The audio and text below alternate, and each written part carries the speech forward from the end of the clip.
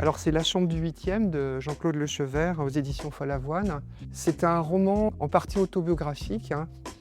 Il raconte l'histoire d'un fils qui va sur les traces de sa mère, qui est une petite Bretonne des Côtes-d'Armor, hein, montée à Paris pour faire la bonne, hein. Et pour elle, ça a été peut-être une espèce de parenthèse dans sa vie. Il va dans un appartement dans lequel il suppose qu'elle a vécu sans rien dire à personne. Et on va découvrir que dans cet appartement, elle a fait quelque chose de très engagé sans rien dire à personne. Et à la fin de sa vie, elle a trouvé le besoin de dire son secret à son fils, hein. Dans un premier temps, je trouve intéressant que dans le prix Louis Guillou, il y a aussi des auteurs briochins. Je pense que Jean-Claude Lechevert est un grand écrivain. Son récit est ancré en Bretagne aussi, hein. Je trouve qu'il a une belle écriture, on pense à Modiano, hein. Et puis les thématiques abordées, l'histoire d'une vie, et puis aussi un engagement modeste, parce qu'on va découvrir que la mère du personnage, en fait, a caché une jeune juive dans son appartement au vu au su de personne.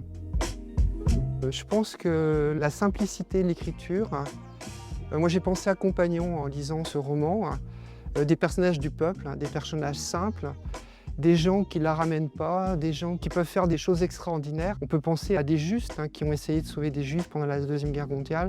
Donc ce côté humaniste et puis engagé sans grande effusion, de façon modeste, c'est quelque chose que je trouve très beau, hein. Alors, page 37. Vous pourrez donc la rassurer. Paris a beaucoup changé depuis 70 ans, mais la rue et l'immeuble sont restés comme elle les a connus, ou à peu près. Je n'ai pas eu connaissance de modifications, du moins dans un passé récent. J'entends bien cette histoire de mémoire et ce besoin de se replonger dans le passé, mais cela n'explique pas tout. Il faut qu'elle y ait vécu des événements très forts pour qu'elle s'y attache autant d'importance. Elle vous en a parlé? Il décida de ne pas tout révéler, de préserver une part de mystère. Se livrer trop vite pouvait abréger prématurément leur rencontre. Or, ils avaient encore beaucoup à apprendre l'un de l'autre, il en était persuadé.